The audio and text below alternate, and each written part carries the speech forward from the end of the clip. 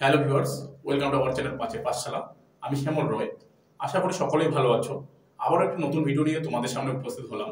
দেখো, এর আগে আমাদের গুপ্ত বংশ এবং শশাঙ্ক সম্পর্কে আমরা বিস্তারিত বিবরণ পড়েছি বা বিস্তারিত বিবরণ আমরা জেনেছি। এই গুপ্ত বংশদের পরবর্তী যে সামন্তরা ছিল বা মহাসামন্তরা ছিলেন, তাদের মধ্যে এই যে থানেশ্বরের পুষ্যবতী বংশ বা পুষ্যবতী, এই পুষ্যবতী বংশ বা থানেশ্বরের পুষ্যবতী বংশ সম্পর্কে আমরা জানবো। তার আগে বলে দিই, এই থানেশ্বরের পুষ্যবতী বংশের আমাদের সর্বশ্রেষ্ঠ রাজা ছিলেন হর্ষবর্ধন। এই হর্ষবর্ধন সম্পর্কে আমরা জানবো, কারণ হর্ষবর্ধন সম্পর্কে আমাদের যে কোনো কম্পিটিটিভ এক্সামে প্রায়ই চলে আসে। তোমরা যারা আমাদের এই চ্যানেলে পাঁচের পাশার চ্যানেলে একবার নতুন, তারা অবশ্যই চ্যানেলটিকে সাবস্ক্রাইব করে পাশে থাকা বেল আইকনটি প্রেস করে দিবে। এছাড়াও আমাদের টেলিগ্রাম গ্রুপ রয়েছে এবং আমাদের ফেসবুক পেজও রয়েছে, সেখানেও তোমরা জয়েন হতে পারো। তো বেশি কথা না বাড়িয়ে আজকে আমাদের যে ক্লাস, সেই ক্লাসটি শুরু করে দিই। থানেশ্বরের পুষ্যবতী বংশ তোমরা অবশ্য হয়তো থাম্বনেল দেখেই বুঝতে পেরেছো। তো চলো শুরু করি আজকে থানেশ্বরের পুষ্যবতী বংশ। দেখো, প্রথমে রয়েছে থানেশ্বরের পুষ্যবতী বংশ। কি রয়েছে? থানেশ্বরের পুষ্যবতী বংশ। দেখো, এই বংশের প্রতিষ্ঠাতা ছিলেন কে? পুষ্যবতী। তিনি নিজেই পুষ্যবতী বংশ প্রতিষ্ঠা করেছিলেন এবং এরা ছিল বৈশ্য। আমরা বৈদিক যুগে বা বৈদিক সভ্যতায় আমরা পড়েছিলাম যে ভারতের যে আর্যদের যে সমাজ ব্যবস্থা, সেটাকে আমরা আর্যরা চার ভাগে বিভক্ত করেছিলেন। আর্যরা যেমন হচ্ছে কি করেছিলেন? ব্রাহ্মণ, ক্ষত্রিয়, বৈশ্য এবং শূদ্র, এই যে চারটি ভাগে বিভক্ত। এই চারটি ভাগের মধ্যে কে ছিলেন? এই থানেশ্বরের পুষ্যবতীরা ছিলেন এই বৈশ্য। বৈশ্যদের বৈশ্যরা কি কাজ করে?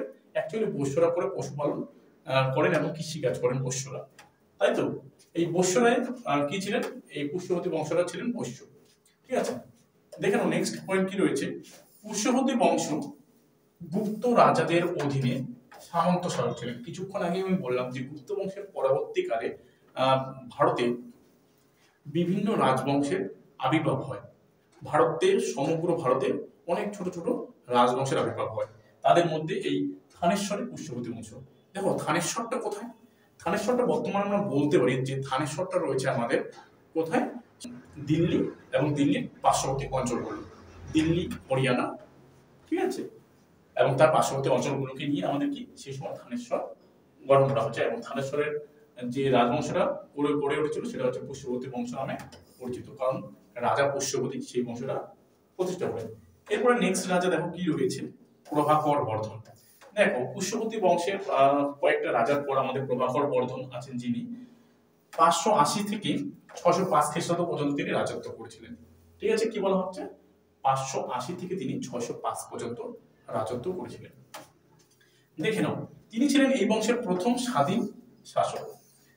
তিনি ছিলেন এই বংশের প্রথম স্বাধীন শাসক। এর আগে যে 2-3 জন রাজা ছিলেন, তারা ছিলেন পরাধীন, কিন্তু তারা সামন্ত হিসেবে কাজ করেছিলেন। এবং যখনই প্রভাকর বর্ধনে আসলেন, তখনই তিনি নিজেকে স্বাধীন বলে ঘোষণা করলেন। ওকে, নেক্সট দেখো, তিনি মৌখরীরাজ গ্রহবর্মণের সঙ্গে নিজ কন্যা রাজশ্রী বিবাহ দেন। দেখো, তাহলে প্রভাকর বর্ধন কি করলেন? মৌখরীরাজ, আর একটা রাজবংশ আছে যার নাম হচ্ছে মৌখরীরাজ। তার যে রাজবংশের একজন রাজা ছিলেন গ্রহবর্মণ। এই গ্রহবর্মণের সঙ্গে তার নিজ কন্যা বিবাহ দেয়। এই মৌখরীরাজ বংশটা কোথায়? এই মৌখরীরাজ বংশ হচ্ছে আমাদের অ্যাকচুয়ালি কৌনজে অবস্থিত। কৌনজের বর্তমান নাম কি? কৌনজের বর্তমান নাম হচ্ছে আমাদের উত্তরপ্রদেশে কৌনজ অবস্থিত। ঠিক আছে, এবং কৌনজের রাজা গৃহবর্মণের সঙ্গে এই যে প্রভাকর বর্ধন তার মেয়ের বিবাহ দেন। দেখো, প্রভাকর বর্ধনের টোটাল হচ্ছে 3 জন সন্তান ছিলেন। কি কি সন্তানের নাম একটু বলে দিচ্ছি আমি। প্রথম যিনি রাজা প্রভাকর বর্ধনের ছেলে ছিলেন, বড় ছেলে হচ্ছে রাজ্যবর্ধন। কি নাম? রাজ্যবর্ধন। ঠিক আছে, নেক্সট হচ্ছে তার কন্যা ছিলেন রাজশ্রী, এবং শেষ পুত্র বা দ্বিতীয় পুত্র ছিলেন কি? হর্ষবর্ধন। দেখো, তাহলে প্রভাকর বর্ধনের টোটাল 3জন সন্তান ছিলেন। এক হচ্ছে কি? রাজ্যবর্ধন, বড় ছেলে। দ্বিতীয় হচ্ছে কন্যা ছিলেন, মেয়ে ছিলেন রাজশ্রী। তৃতীয় হচ্ছে কে? হর্ষবর্ধন। হর্ষবর্ধন মানে ছোট ছেলে। ঠিক আছে, এরপরে দেখে নাও প্রভাকর বর্ধন কি বলছিলেন, প্রভাকর বর্ধন পরম ভট্টারক, মহারাজা ধীরাজ, এছাড়াও কি নিয়েছিল, এছাড়াও তিনি নিয়েছিলেন প্রতাপশীল নামেও তিনি পরিচিত ছিলেন। তাহলে কি তিনি কি নামে পরিচিত ছিলেন, পরম ভট্টারক, মহারাজা ধীরাজ এবং প্রতাপশীল নামেও তিনি পরিচিত ছিলেন। ওকে, নেক্সট দেখো, নেক্সট কি রয়েছে দেখে নেই। এরপরে আমরা রাজ্য বর্ধন সম্পর্কে জানবো। দেখুন রাজ্য বর্ধন সম্পর্কে কি রয়েছে, কি পয়েন্টস। দেখো রাজ্য বর্ধন যে কিনা 605 থেকে 606 খ্রিস্টাব্দ পর্যন্ত তিনি রাজত্ব করবেন। ঠিক আছে, এটার কারণ আছে, আমি কারণটা একটু বলে দিই, আগে সম্পূর্ণটা জেনে নিই, তারপর কারণটা বলে দিচ্ছি। ঠিক আছে, দেখো প্রভাকর বর্ধনের হঠাৎ মৃত্যু হলে শশাঙ্ক এবং দেবগুপ্ত কি করেছিলেন, এই যে একযোগে কৌনস দখল করেছিলেন বা কৌনস আক্রমণ করেন, যুদ্ধে গ্রহবর্মণ নিহত হন এবং রাজশ্রী বন্দী হন। দেখো এইখানে সেই সময় যেহেতু অনেক রাজবংশ গড়ে উঠেছিল, তার জন্য কি করেছিল, সবাই চেয়েছিল যে তার সাম্রাজ্যটা একটু বড় হোক। আমি যদি এখানে একটু ছোট্ট করে ভারতবর্ষের ম্যাপটা এঁকে দিই, হয়তো তোমাদের সুবিধা হবে। এখনকার বর্তমানের ম্যাপ দেখে নাও।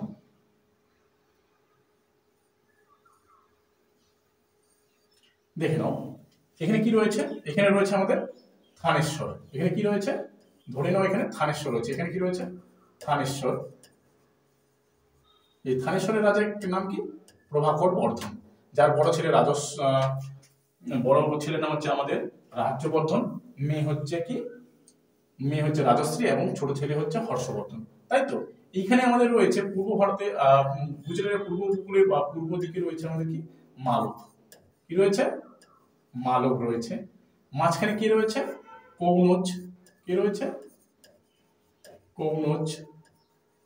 এবং এখানে কি রয়েছে আমাদের, এখানে আমাদের রয়েছে গৌড়ার শশাঙ্ক। আর তার পূর্ব দিকে কি রয়েছে আমাদের, দেখো এর পূর্ব নাম কি ছিল, আসাম বর্তমান নাম, এবং পূর্ব নাম ছিল কামরূপ। কি ছিল, কামরূপ, কি নাম ছিল, কামরূপ।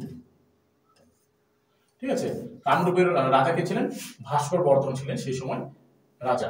দেখো থানেশ্বরের রাজা যে প্রভাকর বর্ধন রয়েছে, তার মেয়ের সঙ্গে গৃহবর্মণের বিবাহ দেন। কি দেন, থানেশ্বরের রাজা প্রভাকর বর্ধন কি করেন, তার মেয়ে কৌনজরাজ গৃহবর্মণের সঙ্গে তার বিবাহ দেন। ঠিক আছে, এরপরে গৌড়রাজ শশাঙ্ক, কি গৌড়রাজ শশাঙ্ক প্লাস মালবরাজ যে ছিলেন, তারা পরিকল্পনা করেছিলেন যে তারা কৌনজ দখল করবেন। তারা একসঙ্গে একটা সন্ধি করেছিলেন এবং সন্ধির মাধ্যমে কি করেছিলেন, যে তারা দুইজনে একসঙ্গে কি করবে, কৌনজ আক্রমণ করবে।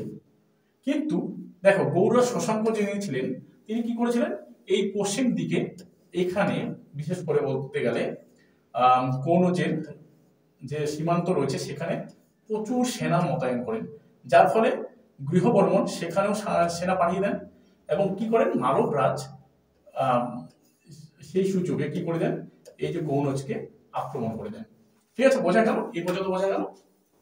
এরপরে দেখো যখনই মালবরাজ কৌনজ আক্রমণ করতে গেল এবং গৃহবর্মণকে তিনি হত্যা করে ফেললেন। কি করলেন, গৃহবর্মণকে তিনি হত্যা করলেন এবং হত্যা করার পর তিনি রাজশ্রীকে কি করলেন, বন্দী করলেন। ঠিক আছে, মালবরাজ রাজশ্রীকে বন্দী করলেন, যে কিনা থানেশ্বর রাজ পুষ্যবতী বংশের কন্যা ছিলেন, তাই তো প্রভাকর বর্ধনের কন্যা ছিলেন।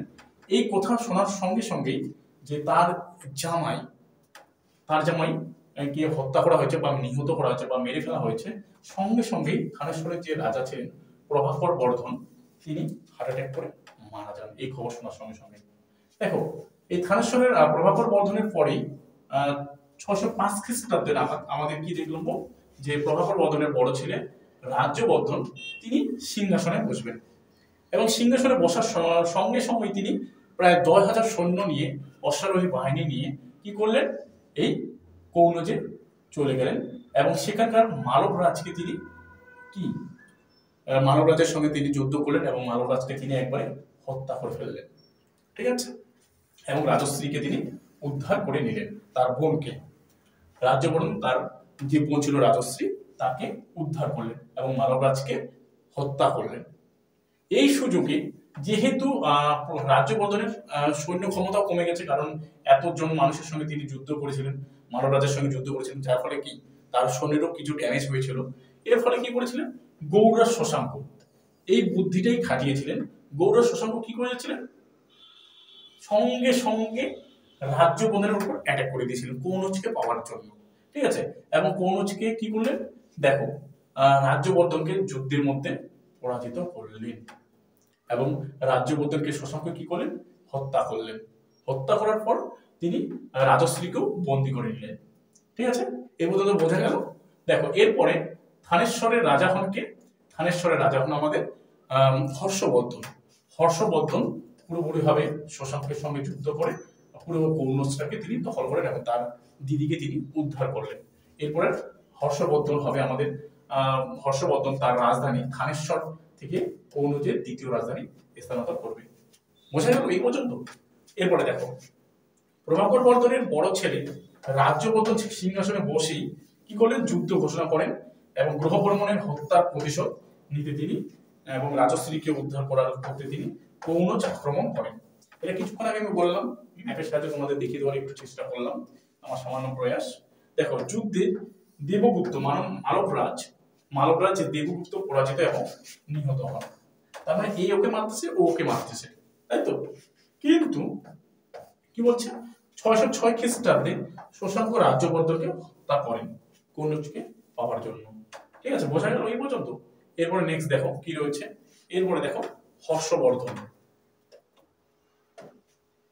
দেখে নাও হর্ষবর্ধন সম্পর্কে কি রয়েছে, হর্ষবর্ধন সম্পর্কে আমরা দেখে নিই।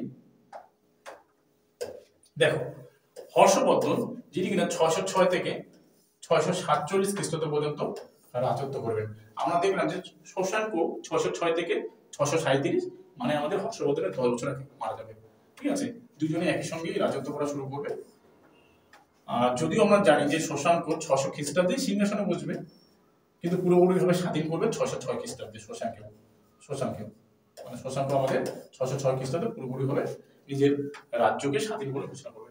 এবার দেখো হর্ষবর্ধনের যে উপাধিগুলো রয়েছে ভীষণ ইম্পর্টেন্ট, আমাদের প্রায় পরীক্ষায় আসে। যেমন হর্ষবর্ধনের উপাধি শিলাদিত্য, যে কোনো পরীক্ষার জন্য এটি খুবই গুরুত্বপূর্ণ, কারণ এটি পরীক্ষায় প্রায়শই চলে আসে। সকলোত্তর পথনাথ, এটা পরীক্ষায় আসে। পঞ্চভারতের অধীশ্বর, মগধরাজ, উত্তরাপথের সর্বাধিনায়ক, মানে উত্তর ভারতে তিনি সর্বাধিনায়ক, পঞ্চভূতের অধীশ্বর, এগুলি হচ্ছে হর্ষবর্ধনের কি উপাধি, যেগুলি পরীক্ষায় প্রায় চলে আসে। এরপরে দেখো তিনি বলতে এখানে হর্ষবর্ধনকে বোঝানো হচ্ছে 606 খ্রিস্টাব্দে হর্ষাব্দ মানে একটা ক্যালেন্ডার চালু করেন তার নাম অনুসারে। হর্ষবর্ধনের যে রাজধানী সেটা হচ্ছে থানেশ্বর। প্রথম রাজধানী কোথায় ছিল, থানেশ্বর, এবং দ্বিতীয় রাজধানী তিনি কনৌজে স্থানান্তরিত করেন বা নিয়ে আসেন, ঠিক আছে। এরপরে দেখো হর্ষবর্ধনের যে সভাকবি ছিল যার নাম হচ্ছে বাণভট্ট, তিনি হর্ষবর্ধনের আত্মজীবনী বায়োগ্রাফি নামে পরিচিত, যেটা বায়োগ্রাফি মানে তার জীবনী সম্পর্কে লিখেছিলেন, যেটা নাম হচ্ছে হর্ষচরিত, পরীক্ষায় বারবার দিয়ে দেয়। এবং কাদম্বরী, কি নাম, কাদম্বরী হচ্ছে একটি নাটক যেটি হর্ষবর্ধনের সভাকবি বাণভট্টের লেখা। বুঝে গেল, তার মানে হর্ষবর্ধনের সভাকবি বাণভট্টের লেখা কি হর্ষচরিত, যেটা হচ্ছে হর্ষবর্ধনের আত্মজীবনী। আর একটা কি লিখেছিলেন, কাদম্বরী, ঠিক আছে। এই দুটো তিনি লিখেছিলেন এবং তিনি ছিলেন কি হর্ষবর্ধনের সহকবি বাণভট্ট লিখেছিলেন। ওকে, নেক্সট দেখো কি রয়েছে হর্ষবর্ধন সম্পর্কে। দেখো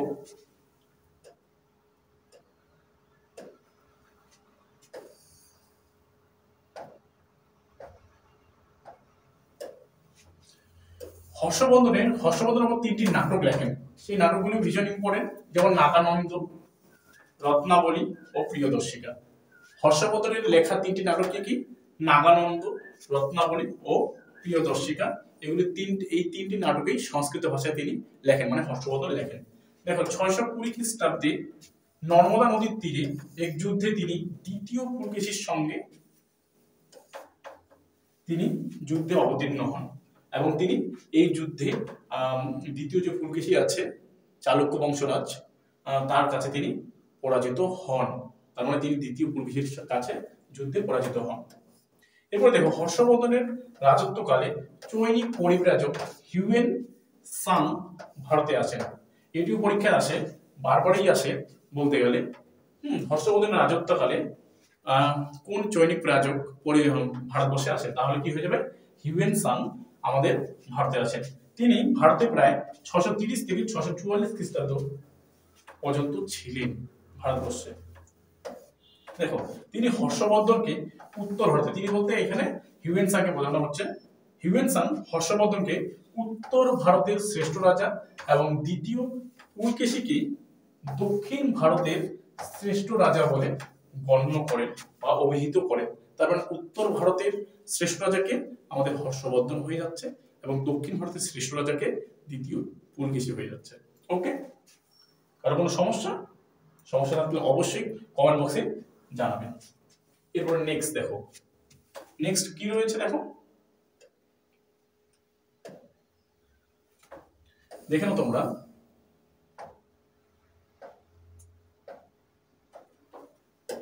দেখো তিনি বৌদ্ধ ধর্মাবলম্বীদের কাছে বৌদ্ধ শাস্ত্রের গুরু ও পরিব্রাজকদের কাছে বা পরিব্রাজকদের রাজা এবং প্রিন্স অফ পিলগ্রিমস নামে গণ্য করা হয়। কাকে গণ্য করা হচ্ছে এখানে, এখানে হিউয়েন সাংকে গণ্য করা হচ্ছে যে তিনি বৌদ্ধ ধর্মাবলম্বীদের কাছে বৌদ্ধ শাস্ত্রের গুরু এবং কি বলা হচ্ছে পরিব্রাজকদের রাজা। পরিব্রাজক বলতে যারা ভ্রমণ করে ঘুরে এক জায়গা থেকে অন্য জায়গায়, তাদের রাজা বা তাকে কি বলা হচ্ছে ইংলিশে প্রিন্স অফ পিলগ্রিমস নামে গণ্য করা হচ্ছে আমাদের হিউয়েন সাংকে। ওকে, তার রচিত উল্লেখযোগ্য গ্রন্থ হলো, তার বলতে এখানে হিউয়েন সাং এর কথা বলা হচ্ছে, তার রচিত গ্রন্থের নাম কি সি ইউকি, যেটা চীনা ভাষায় রচিত। পরীক্ষায় আমাদের বারবারই দিয়ে দেয় যে সি ইউকি কাব্যগ্রন্থটি কার লেখা। সি ইউকি এটা হচ্ছে আমাদের হর্ষবর্ধনের লেখা, সরি এটা হচ্ছে আমাদের হিউয়েন সাং এর লেখা। হর্ষবর্ধনের সভায় তিনি এসেছিলেন, চীনা পরিব্রাজক, তাই তো। এরপরে দেখে নাও 643 খ্রিস্টাব্দে হর্ষবর্ধন কৌনজির হিউয়েন সাং এর সম্মানে, মানে হর্ষবর্ধন কৌনজির হিউয়েন সাং এর সম্মানের উদ্দেশ্যে তিনি বৌদ্ধ মহাসম্মেলনের আয়োজন করেন। এই সম্মেলনে সভাপতিত্ব করেন কে, হিউয়েন সাং। বোঝা গেল। এরপরে দেখো তিনি বলভিরাজ ধ্রুবসেনকে পরাজিত করেন। হর্ষবর্ধন বলভিরাজ ধ্রুবসেনকেও তিনি পরাজিত করেছিলেন। 637 খ্রিস্টাব্দে শশাঙ্কের মৃত্যুর পর তিনি মগধ, উড়িষ্যা, কঙ্গোদ ও পশ্চিমবঙ্গ জয় করেন। দেখো একটা কথা শিওরলি এখানে বোঝা যাচ্ছে যে 637 খ্রিস্টাব্দের পর, মানে শশাঙ্কের মৃত্যুর পর হর্ষবর্ধন আমাদের বলতে গেলে পশ্চিমবঙ্গ বা বাংলা, উড়িষ্যা, মগধ ইত্যাদি তিনি মানে জয় করেছিলেন, কিন্তু শশাঙ্ক যখন ছিলেন তিনি তখন সেটা করতে পারেননি। ঠিক আছে, এরপরে দেখো 647 খ্রিস্টাব্দে হর্ষবর্ধন মারা যান। কত খ্রিস্টাব্দে হর্ষবর্ধন মারা যান? 647 খ্রিস্টাব্দে হর্ষবর্ধন মারা যান। তো এই ছিল আজকে আমাদের থানেশ্বরের পুষ্যবতী বংশ সম্পর্কে বিস্তারিত বিবরণ। ভিডিওটি ভালো লাগলে অবশ্যই একটি লাইক করে বন্ধুদের মাঝে শেয়ার করবেন, কারণ তোমাদের প্রত্যেকটি লাইক আমাদের নতুন ভিডিও বানানোর অনুপ্রেরণা যোগায়। তো ভিডিওটি সম্পূর্ণ দেখার জন্য সকলকে অসংখ্য ধন্যবাদ এবং আমাদের দেখা হচ্ছে নেক্সট ভিডিওতে।